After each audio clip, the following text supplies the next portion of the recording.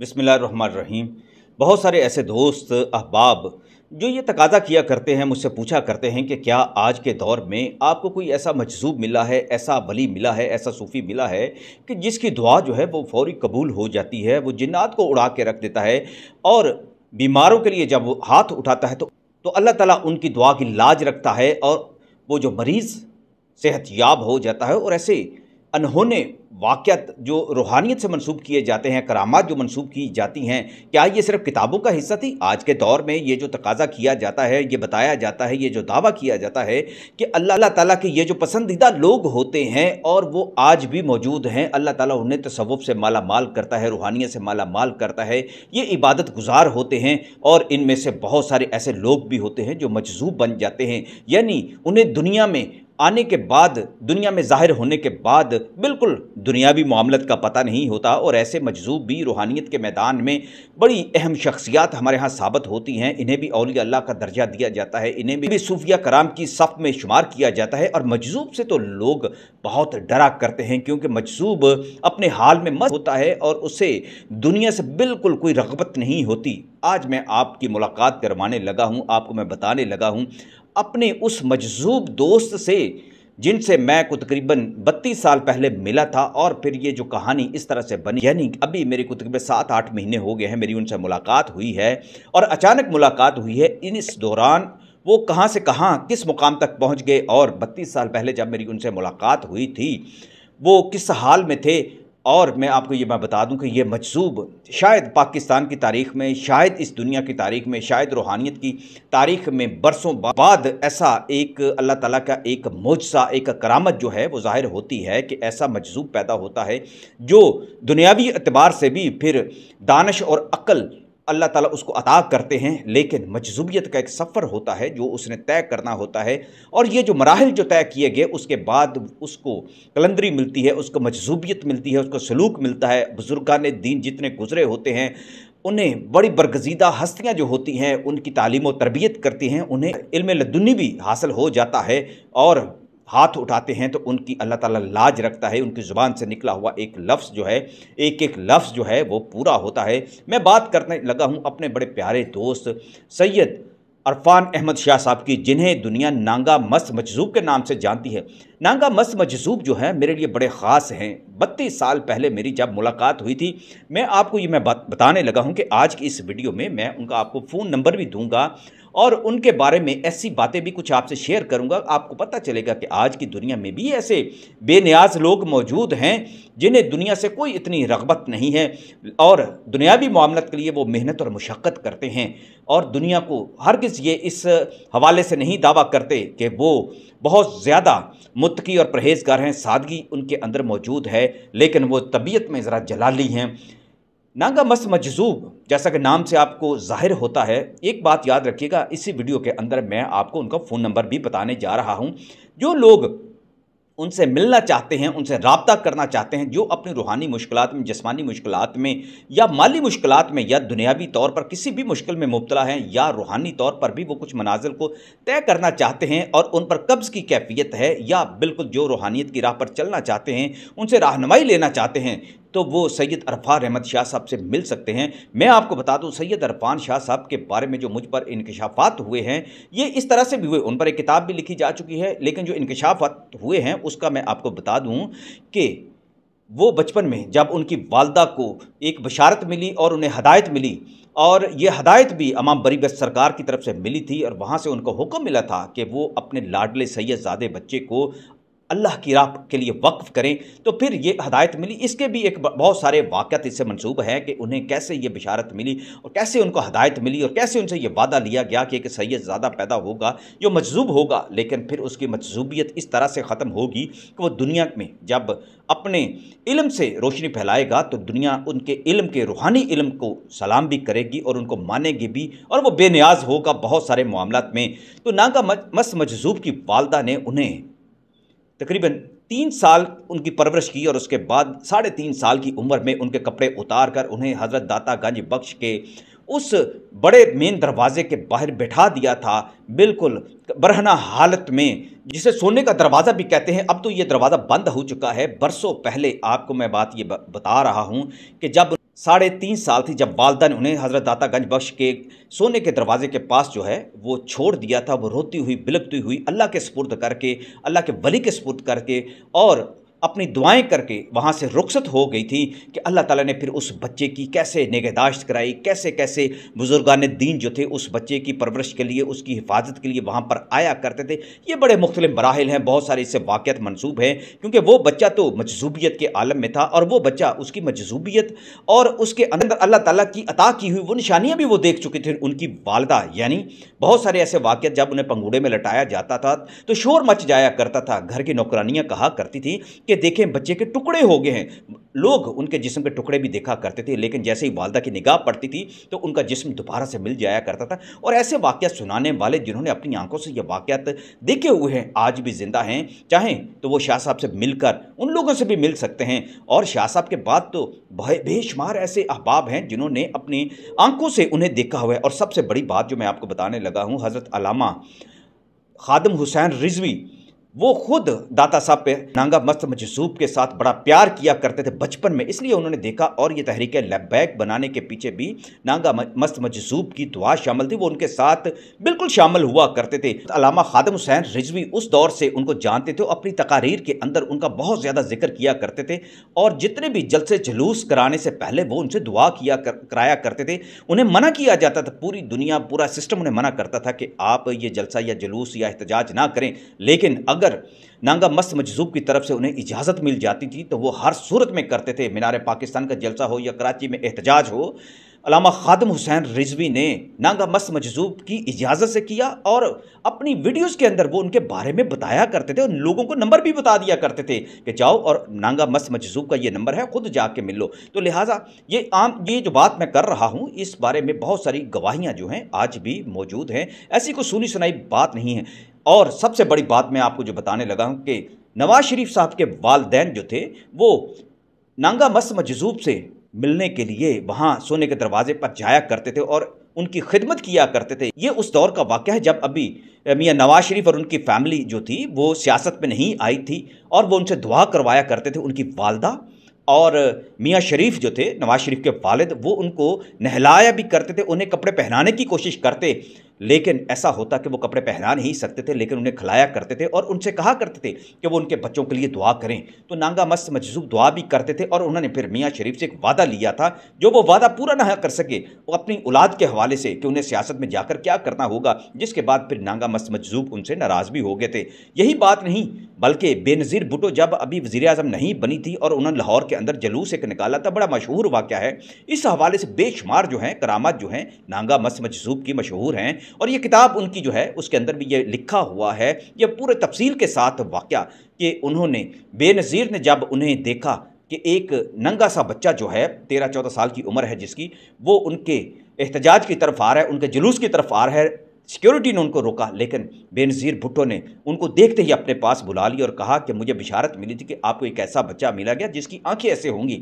तो बेनज़ीर भुट्टो ने अपनी तो ऐनक मंगवा कर उन्होंने गौर से उनकी आंखों को देखा और कहा, हाँ यही बच्चा है जिसकी मैंने ख्वाब में भी देखा और मुझे इसके बारे में हुक्म मिला था कि ऐसा एक बच्चा आएगा और उनसे दुआ कराना। तो फिर उन्होंने नांगा मस्त मजज़ूब से बेनज़ीर भुट्टो ने दुआ कराई और फिर एक वजीफ़ा दिया था वो जो बड़ा मशहूर हुआ था, अल अज़ीज़ो मिन कुल्ली अल अज़ीज़ो। ये बेनज़ीर भुट्टो को उन्होंने ये तस्बीह दी थी और कहा था कि ये आपने पढ़ते रहना है और इससे आपकी शख्सियत में एक वक़ार और आपके अंदर दबदबा पैदा हुआगा और कोई मुखालिफ आपके सामने ज़ुबान नहीं खोल सकेगा। इस तरह की जो और बहुत सारी बातें थी बेनज़ीर भुट्टो से। वो बेनज़ीर भुट्टो जब वज़ीर आज़म बनी तो उन्होंने तब भी नांगा मस्त मजज़ूब को अपने पास बुलाया था और उन्हें अपनी कुर्सी पर बैठाया था। बात फिर यहाँ तक ख़त्म नहीं होती, बल्कि आज के सदर मोहतरम आसफ अली ज़रदारी जो हैं वो खुद नांगा मस्त मजज़ूब की से दुआ कराते हैं और उन्हें बिलावल हाउस में आज भी बुलाते हैं। ये एक तस्वीर है आपके सामने मैंने शेयर की है जिसके नांगा मस्त मजज़ूब सैयद अरफ़ान अहमद शाह उनके साथ खड़े हैं और उनसे दुआएं कराते हैं। मेरे साथ अब मुलाकात उनकी कैसे हुई ये मैं आपको बताने लगा हूँ, इसलिए ज़रूरी है कि मैं आपको बता दूँ कि नांगा मस्त मजज़ूब ने जब अपनी हालत बदली, यानी इल्म लदुनी उन्हें हासिल हो चुका था और वो स्कूल की तालीम भी कुछ हासिल कर चुके थे और ऐसा हुआ कि उन्होंने जब कपड़े पहनने शुरू किए तो सबसे पहले वो नुमाए वक्त में एक मजमून लिख कर लेकर आए थे। तकरीबन ये 92 की बात है। उन दिनों नुमाए वक्त में था। उन्होंने ऊपर फ़ोन करवाया और मुझे बुलवाया।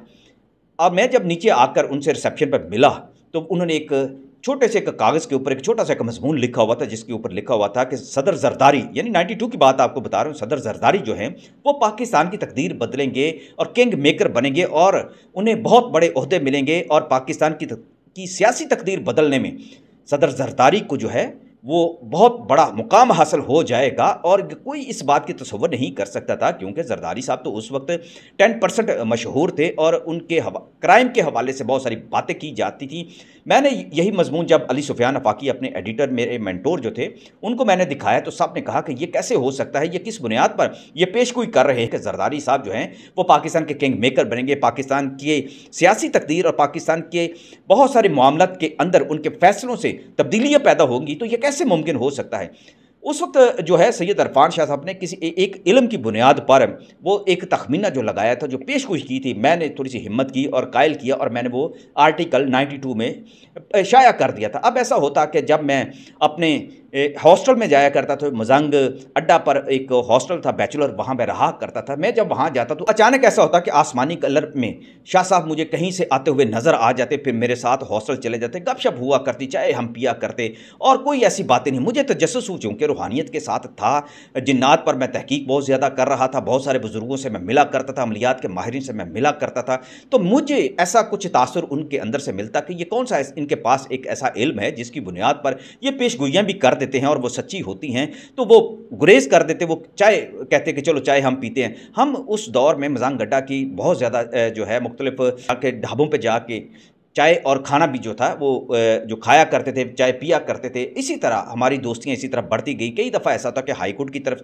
मैं रात के वक्त जाता तो वो मुझे मिल जाते, कभी मैं मियानी साहब की तरफ जाता तो मुझे वहाँ भी मिल जाया करते और मैं उनके साथ काफ़ी गपशप करता। मैं उन्हें उस वक्त भी खंगालने की कोशिश करता था। वो मुझे कहते कि एक वक्त आएगा आपको सब कुछ पता चल जाएगा, लेकिन अभी मैं आपको कुछ नहीं बता सकता। दोस्तों, इसी दौरान मेरी अपनी मसरूफियत रही और वक्त जो है ऐसा गुजरा कि 32 साल के बाद, यानी कि मैं इस साल की आपको बात रहा हूं, तकरीबन ये मई के महीने की बात है कि अचानक हमारे मुलाकात की सबील ऐसी बन गई कि मुझे किसी ने एक तस्वीर मेरे सामने की तो मैंने कहा कि ये तस्वीर मेरी जानी पहचानी है, मुझे इनके अंदर कोई शरासा इंसान जो है नज़र आता है। वो मुझे कहने लगे ये तो APNS के मेंबर हैं और एक अखबार के मालिक हैं और ये अपना बिजनेस करते हैं। मैंने कहा नहीं, ये फ़लाँ साहिब हैं। मैंने उनको ये बात बताई और मैंने उन्हें बताया कि ये ऐसा हो। मुझे खैर डॉक्टर रज़ा जो है एडवोकेट, उनके तवस्सुत से मुझे उनका नंबर मिल गया। तो एक दिन ऐसा हुआ कि मैंने फ़ोन किया डॉक्टर रज़ा साहब को, तो मैंने कहा कि जी ऐसा है कि शाह साहब के साथ बात हो सकती है, मैं इस बात की तस्दीक करना चाहता हूँ कि क्या ये वही इरफान शाह साहब हैं या कोई और हैं। तो उन्होंने कहा कि शाह साहब तो मदीना पाक से आगे हैं और इत्तेफाक से मैं उनके पास बैठा हूँ। उन्होंने अभी मेरा तारुफ नहीं करवाया और मेरा फ़ोन जो था वो शाह साहब को दिया कि लें शाह साहब आपसे बात करेंगे। जैसे ही उन्होंने फ़ोन अपने कान से लगाया तो एक ऐसी दिलरुबा आवाज़ उनकी गूंजी और उन्होंने कहा मेरा भाई मुझे आखिर मिल गया, मेरा भाई मुझे मिल गया। ये अभी तारफ़ हुआ नहीं है तो मैं अभी समझ गया ये तो इरफान शाह साहब ही हैं। और 32 साल के बाद उन्होंने, जब हम बुढ़ापे की दहलीज पर पहुंच चुके हैं और हमारा एक वक्त ऐसा आ चुका है, कहाँ से जवानी और अब जो है 32 साल का एक वक्फा है, इन्होंने एक लम्हे में मुझे पहचान लिया है, मेरे नाम से पहचान लिया है, व्हाट्सएप पे मेरी कॉल से, मेरे चेहरे से मुझे पहचान लिया है। तो वो कहते थे, मैं इन सब लोगों से कहा करता था, इनको तजस्सुस था, मैंने कहता था कि एक शख्स मेरी ज़िंदगी में आने वाला है, वो मुझे मिलेगा तो फिर आप लोगों को पता चलेगा कि मैं कौन हूँ।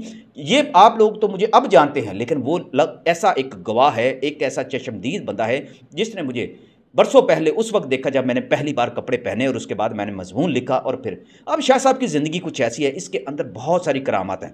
अब शाह साहब के साथ मेरी मुलाकात हुई, मेरे सीने से लग कर मुझसे प्यार किया।